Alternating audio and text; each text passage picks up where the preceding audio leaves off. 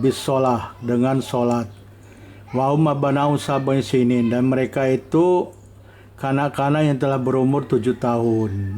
Jadi ketika kanak-kanak sudah berumur 7 tahun, perintahkanlah ya bapaknya, walinya atau emaknya ya atau ibunya memerintahkan mereka untuk sholat. Yang utama kalau masih ada bapaknya menyuruh anak-anaknya untuk sholat dan mereka sudah berumur 7 tahun. Wadribuhum 'alaiha, dan pukullah mereka, kata Rasulullah SAW ya. Ini maksud sabda Rasulullah, wadribuhum 'alaiha, maksudnya pukullah mereka kanak-kanak itu apabila kalau dia meninggalkan sholat. Wahum abana'u ashrin sinin ya. Wahum abana'u ashri sinin, dan mereka itu sudah berumur 10 tahun. Jadi kalau umur 10 tahun dipukul kalau dia meninggalkan sholat ya. Wa fariqu bainahum fil madaji, dan pisahkan ketika sudah umur 10 tahun, pisahkan antara laki-laki dan perempuan dalam tempat tidurnya. Jadi ketika umur 10 tahun pisahkan laki dan perempuan kamarnya ya. Jadi kamarnya masing-masing berpisah ya, terpisah. Jadi tak boleh ketika umur 10 tahun anak perempuan dan laki bercampur dalam satu kamar tidur ya, tak boleh dipisahkan. Ini adalah perintah Rasulullah SAW. Jadi dikiaskan kepada sholat ya, saum dikiaskan kepada sholat. Sholat itu 7 tahun diperintah ya, walaupun tidak wajib tapi diperintahkan. Ini adalah untuk mendidik ya, mendidik anak-anak supaya terbiasa melakukan sholat dan saum. Jadi umur 7 tahun seorang bapak menyuruh anaknya untuk saum ya, ketika sudah umur 7 tahun ya. Bagaimana menyuruhnya? Dibangunkanlah, dirayu, dibangunkan ya, diusahakan bangun. Tapi memang tidak mudah ya. Saya punya anak 7 ya, ketika umur 5-6 tahun 7 tahun gitu, bukan barang mudah kalau membangunkan sahur ya. Nah, supaya mudah bangun sahur disuruh tidur lebih awal ya.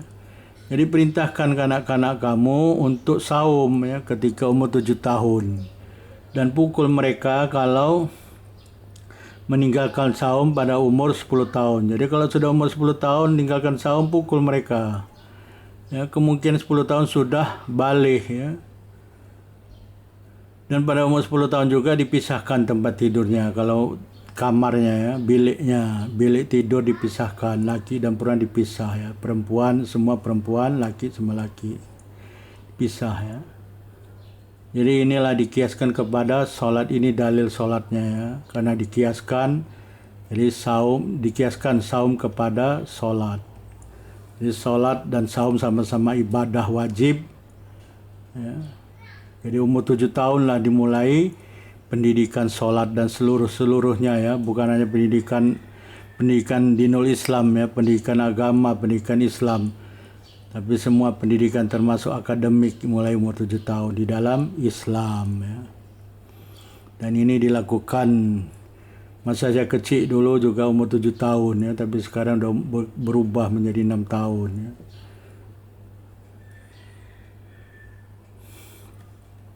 Ini dalil kias ya, dalil solat. Dalil saumnya dikiaskan kepada dalil solat ya. Selanjutnya apa kata Imam An-Nawawi ya, di dalam kitab Al-Majmu' mengenai dua hadis tadi ya. Kedua hadis tadi ini adalah dalil untuk salat.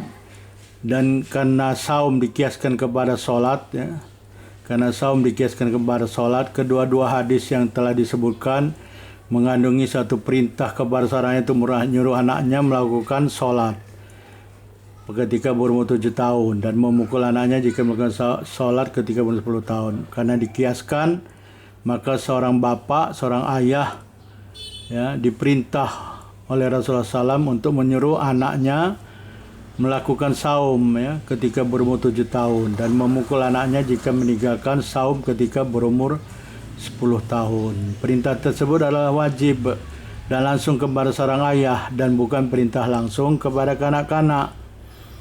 Selain ayah kandung, perintah tersebut adalah wajib bagi wali ya. Kalau sudah tidak ada ayah kandung, ada wali ya, sama ada kakek atau datuk atau orang yang diwasiatkan atau orang yang mendapat amanah dari pihak hakim. Kalau masih ada emaknya lah ya, karena emaknya juga ada kewajiban untuk mendidik anak-anaknya ya. Selanjutnya kita sambung dengan perkataan Imam Nawawi di dalam kitabnya Al-Majmu' ya. Ini adalah syarahan ya, syarah penjelasan terhadap apa-apa yang dikatakan tadi dalam kitab Al-Muhadzab ya. Hadal hadis, kata Imam Nawawi, asyarhu hadal hadithu sahihun rawahu Abu Dawud wa Nasai fi kitabil hudud fi sunanihima mi riwayati Ali bin Abi Thalib ya.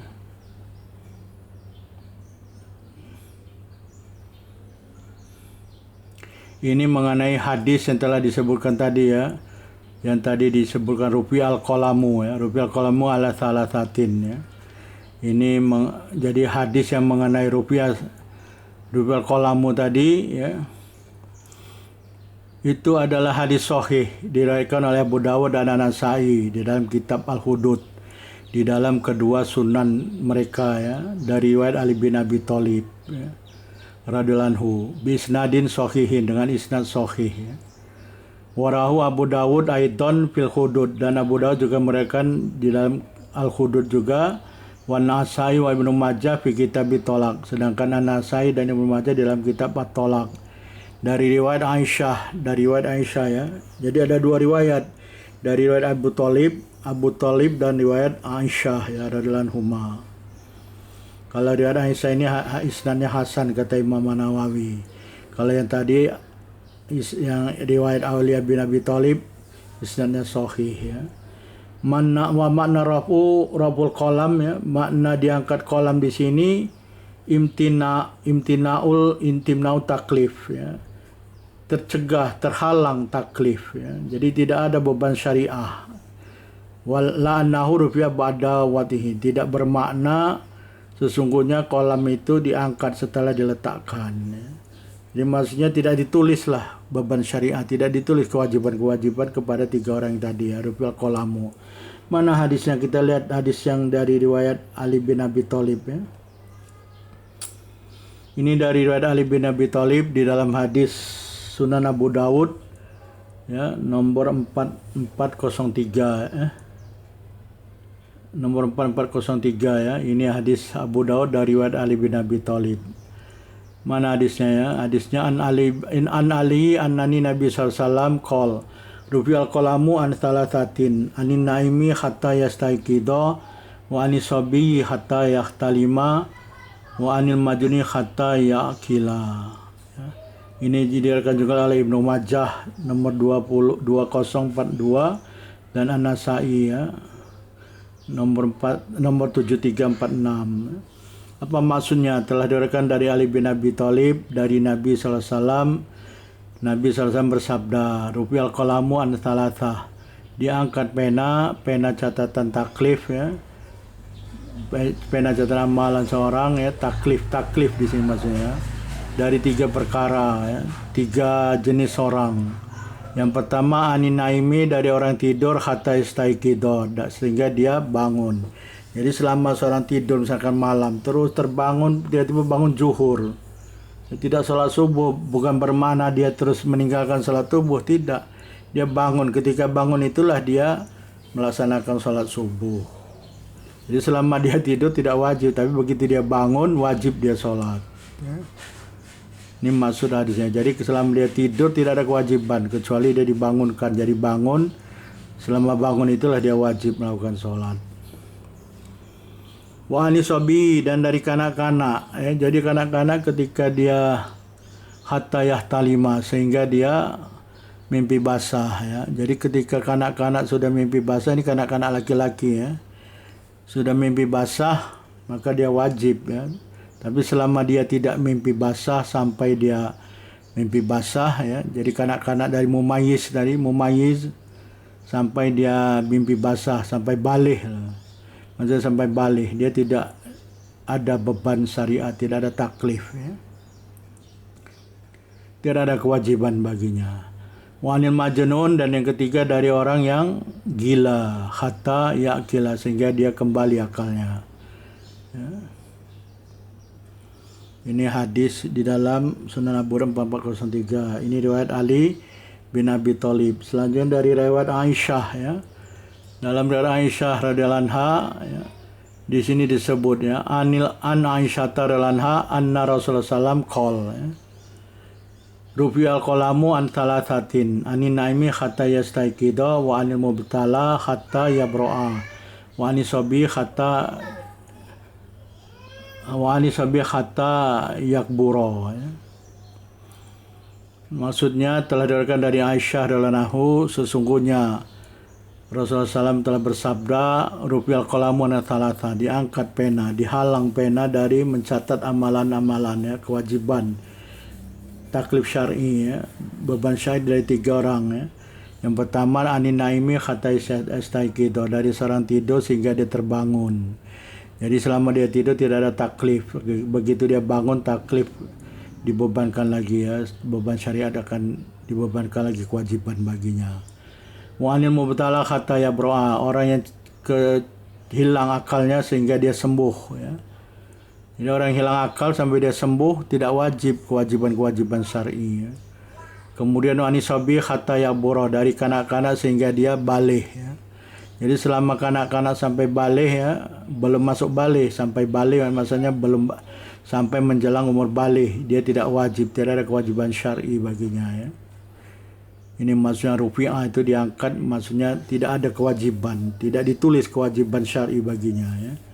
Tapi begitu dia bangun, begitu dia sembuh, kembali lagi akalnya, kemudian dia telah balik, maka ketiga-tiga orang ini yang tadi bangun, sembuh, akalnya kembali dan telah balik, maka ada kewajiban syar'i. Pena amalan akan menulis amalan-amalannya ya. Ini adalah dalil hadis rufi'al tadi ya. Kemudian apalagi kata Imam Nawawi mengatakan dalam kitabnya Al-Majmu' ya.